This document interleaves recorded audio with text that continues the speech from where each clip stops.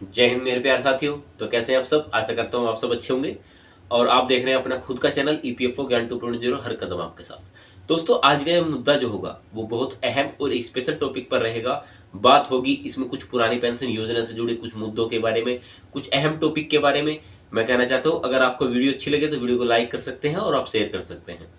और जो भी मेरे भाई, मैं हमेशा गुजारिश करता हूं, जो भी मेरे भाई पहली बार मुझसे अपने इस चैनल से जुड़े हैं वो इस चैनल को कर लेना सब्सक्राइब, और सब्सक्राइब करने के बाद बेल के आइकन को ऑल पर दबा देना, ताकि मेरी वीडियो की नोटिफिकेशन, या आप मान सकते हैं जो देश में इस समय पर क्या अपडेट आ रही है, पुरानी पेंशन योजना का मुद्दा हो या एनपीएस का मुद्दा हो या ईपीएफओ से आप किसी भी प्रकार से एक जॉब से जुड़े हुए हों, हर एक वो वीडियो मैं अपने चैनल पर अपलोड करता हूं, या हर एक वो मुद्दा या हर एक वो आवाज उठाता हूं जो आप मेरे वीडियो में कमेंट्स करते हैं।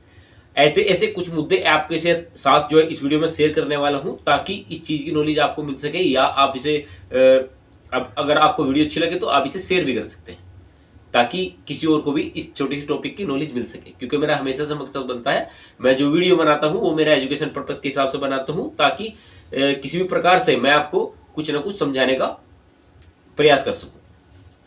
आज जो मुद्दा स्पेशल होगा वो क्या होगा? बात होगी पुरानी पेंशन योजना के जुड़े कुछ अहम मुद्दों के बारे में, या एनपीएस से जुड़े कुछ अहम मुद्दों के बारे में। इसमें क्या बदलाव होने वाले, या आप किस प्रकार के आप उसको देख पा रहे हैं, या सरकारें जो है, आप जैसे ही जानते हैं, अगर हम चुनाव प्रक्रिया की बात करते हैं, 2024 का जो आम चुनाव होने वाला है, उसमें जो पार्टियां हैं वो किसी न किसी प्रकार से भी सब्सक्राइबर, जो भी मेरे पेंशन धारक भाई हैं, या फिर मैं बता रहा था आपको, किसी भी प्रकार से आप जुड़े हुए हैं पेंशन के थ्रू, उन सभी को लुभाने की कोशिश आज के समय में की जा रही है कि भाई हम पुरानी पेंशन योजना लागू कर देंगे, आप हमें वोट दीजिए। कि वो ये जो योजना है, पुरानी पेंशन योजना है या एनपीएस योजना है, या आप जीपीएस क्या है, कुछ ऐसे ही मुद्दे हैं जो इस समय पे देश में गरमाए हुए हैं। एक नंबर 1 पॉइंट पे चल रहा है आज के समय में ईपीएफओ का, या आप मान सकते हैं पुरानी पेंशन योजना का, या बुढ़ापा पेंशन योजना हो, इसमें आपको सरकारी सुविधाएं मिलने वाली हो। तो उनके उन उन छोटी छोटी टॉपिक को उठाकर आज के समय में एक जो है संसार में भ्रम फैलाने की कोशिश की जा रही है। लेकिन मैं आपको जो भी टॉपिक आपको बताता हूं, या जो भी नॉलेज आपको देना चाहता हूं, वो बिल्कुल फैक्ट के थ्रू बताता हूं, क्योंकि मैं इस वीडियो बनाने से पहले अध्ययन भी करता हूं इस चीज के बारे में। जो आपके काम की खबरें होती है वही आपको बताता हूं, बाकी कुछ नहीं बताता। चलिए बात करते हैं। अब जो मेरा मुद्दा होने वाला है, पुरानी पेंशन योजना से जुड़े मुद्दे कुछ अहम होंगे मेरे इसमें। ओल्ड पेंशन स्कीम जीपीएस क्या है, अपडेट 2023, वो क्या होने वाला है? क्या कर्मचारियों पुरानी पेंशन स्कीम का विकल्प बनेगी जीपीएस? आखिर जीपीएफ क्या है या जीपीएस क्या है? आखिर क्या है केंद्र सरकार का फैसला? अगर हम इसमें बात करते हैं तो इसमें जो मेन खबर है, देश के कुछ राज्यों में पुरानी पेंशन लागू कर दी गई है, लेकिन अभी भी कुछ राज्य बचे हुए हैं, उनके कर्मचारी पुरानी पेंशन योजना के लेकर लगातार मांग भी कर रहे हैं कि आंध्र प्रदेश ने अपने कर्मचारियों के भविष्य को सुरक्षित करने के लिए एक नई पेंशन प्रणाली का इस समय प्लान किया है, जिसे कि आप जीपीएस के नाम से जानते हैं।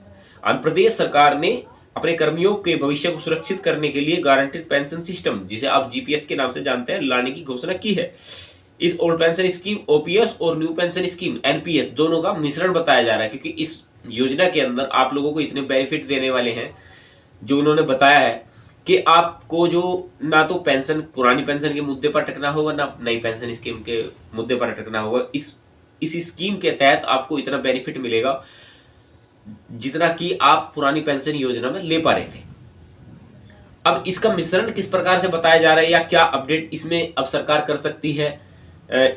इसमें सरकार ने कर्मचारियों को रिटायरमेंट के बाद गारंटी के साथ पेंशन देने का विकल्प दिया है, तो ये बहुत अच्छी और मेन खबर हो सकती है आपके लिए।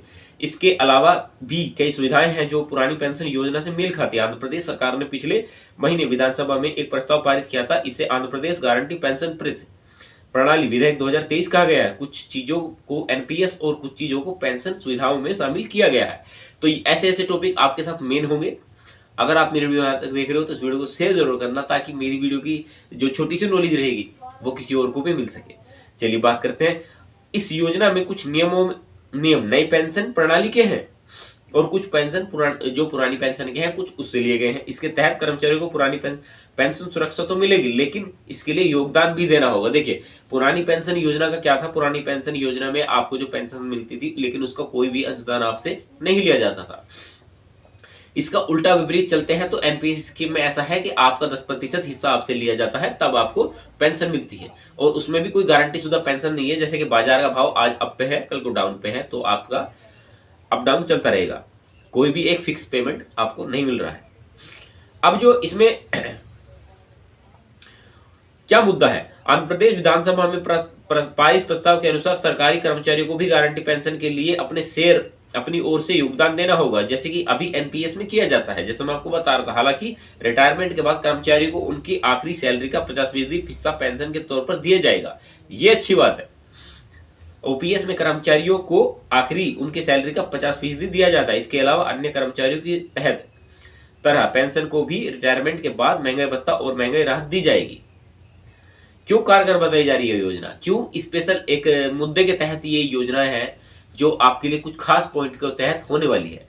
तो इसमें कुछ जानकारी के आधार पर अगर मैं बात करता हूँ, जानकारों का माने तो पुरानी पेंशन योजना से देश के आर्थिक व्यवस्था या अर्थव्यवस्था पर बहुत बड़ा दबाव बढ़ सकता है और इससे राजकोष भी घट सकता है या काफी बढ़ सकता है। इस वजह से साल 2004 में पेंशन सुधार के तहत एनपीएस को लागू किया गया था। पुरानी पेंशन में कर्मचारियों का योगदान नहीं होता, जबकि एनपीएस में वेतन जो उनका सैलरी बेस वेतन होता है उससे 10% का योगदान लिया जाता है और 14% सरकार का योगदान होता है। यानी कि जितना आपका योगदान होगा उससे 4% सरकार आपकी तरफ से एक्स्ट्रा जमा करेगी। जानकारों के मुताबिक नई पेंशन स्कीम के तहत कर्मचारी को फिलहाल उनकी सैलरी का तकरीबन 35 से 40% पेंशन के रूप में हिस्सा दिया जाता है। क्योंकि ओपीएस को अंतिम वेतन का 50% मिलता है, इसलिए दोनों के बीच का अंतर केवल 10% है। आंध्र प्रदेश ने इस अंतर को पटाने के लिए एक गारंटी शुदा पेंशन योजना की शुरुआत की है। अब नई पेंशन स्कीम का क्यों विरोध है, आखिर सरकार ने इसे कुछ न कुछ तो सोचकर लागू किया होगा। अगर हम उसके मुद्दे की अगर बात करते हैं तो दरअसल नई पेंशन स्कीम पूरी तरह से बाजार पर निर्भर है। जैसे मैं आपको बता रहा था, आज जो बाजार का भाव जो है ऊपर चला गया, लेकिन अब उसका बेनिफिट नहीं मिल पाएगा। अगर डाउन पर चला गया तो उसका जो है आपका कटा हुआ से मिल जाएगा। तो इसके अधीन अब रिटर्न पे बात करते हैं। अगर बाजार में गिरावट जाती रही तो इन पैसों पर ज्यादा रिटर्न नहीं मिलेगा और कर्मचारियों को मिलने वाला पैसा भी कम हो जाएगा। एनपीएस के तहत रिटायरमेंट के बाद 60% रकम एक मुश्त निकाल सकते हैं, जबकि 40% आपको एन्युटी करानी होगी या उसे खरीदना होगा। एक एन्युटी पर मिलने वाला ब्याज हर महीने पेंशन के रूप में दिया जाता है। जितना आपका पेंशन जो एन्युटी आपने खरीदी है, जो प्लान आपने लिया है, उस पर जितना आपको बेनिफिट होगा या जितना आपको ब्याज होगा वही आपको मिलेगा, बाकी इसके अलावा कुछ नहीं मिलेगा। कर्मचारी संगठनों की क्या प्रतिक्रिया है इसको लेकर बात करते हैं। National movement for old pension scheme के राष्ट्रीय अध्यक्ष ने कहा कि उन्होंने कहा कि सरकारी कर्मचारियों को पुरानी पेंशन के अलावा कुछ भी मंजूर नहीं है। कोई भी ऐसी टॉपिक आप शेयर ना कीजिए या कुछ ऐसे मुद्दे आप ना पेश कीजिए जो सरकार से गुजारिश भी की उन लोगों ने कि पुरानी पेंशन के अलावा कुछ भी ऐसा टॉपिक नहीं चाहिए। अब बात करते हैं अटेवा के प्रदेश मीडिया प्रभारी डॉक्टर राजेंद्र कुमार ने कहा कि किसी भी आपदा या संकट की स्थिति में सरकारी कर्मियों की ही आम आदमी के लिए आगे आते हैं। प्राइवेट कर्मियों की सैलरी भी सरकारी कर्मियों के भत्ते को देखकर तय की जाती है, इसलिए हम पुरानी पेंशन की सुरक्षा को मिलने वाले जरूरी है ताकि हम और हमारे परिवार सुरक्षित महसूस कर सके। दोस्तों, ये छोटी सी नॉलेजेबल वीडियो मेरी आपको कैसी लगी, क्योंकि मैंने आपको इस वीडियो के अंदर छोटे छोटे वे मुद्दे बताए हैं जो आज के समय में एक अपडेट के तहत आप मान सकते हैं।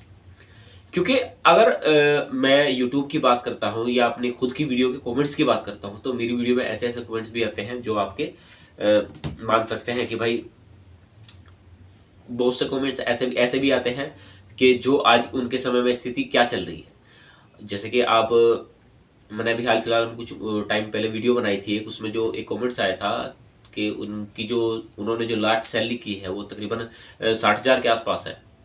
सरकारी कर्मचारी बस से रिटायर हुए हैं और उनके 60,000 के आसपास सैलरी से रिटायर हुए हैं, लेकिन उनको जो पेंशन मिल पा रही है वो मिल रही है तकरीबन इतनी थी 1400 के आसपास 5400 के आसपास, 5400 के आसपास उन्हें पेंशन मिल पा रही है। जिस समय पर आदमी ने जॉब की 50,000 या 54,000 की आप बात करते हैं और अब उसको जो बुढ़ापे में पेंशन का सहारा यानी कि पैसे की जरूरत ज्यादा है, लेकिन उसको आज के टाइम में पैसे कितने मिल पा रहे हैं 1200, 1400, किसी को 1500, किसी को 2400, किसी को 3500, किसी को 700 मिल रहे हैं। तो इस प्रकार से अगर पेंशन का मुद्दा रहा या एनपीएस के तहत इनको लाभ मिलता रहा, तो ये लाभ नहीं हो गए तो उल्टा नुकसान हुआ उनका। तो ऐसे कुछ मैं सरकार से भी अपनी तरफ से अपील करना चाहता हूँ भाई, कि भाई जो भी मेरे पेंशन धारक भाई है उनके बारे में थोड़ा ख्याल कीजिए। और मेरी जो वीडियो लास्ट तक देख रहे हैं उन सभी से मैं कहना चाहता हूँ, इस वीडियो को शेयर कर देना, शेयर जरूर करना, ताकि मेरी वीडियो की नोटिफिकेशन सबसे पहले आपके पास पहुंच सके और इस चीज़ की नॉलेज किसी और को भी मिल सके। क्योंकि मैं हमेशा जो मुद्दा उठाता हूँ वो बिल्कुल आपके फैक्ट के थ्रू उठाता हूँ या आपके काम का उठाता हूँ। चलिए दोस्तों, मिलते हैं ऐसी एक छोटी सी नॉलेजेबल वीडियो के साथ। तब तक अपना ख्याल रखें, तब तक के लिए जय हिंद, वंदे मातरम।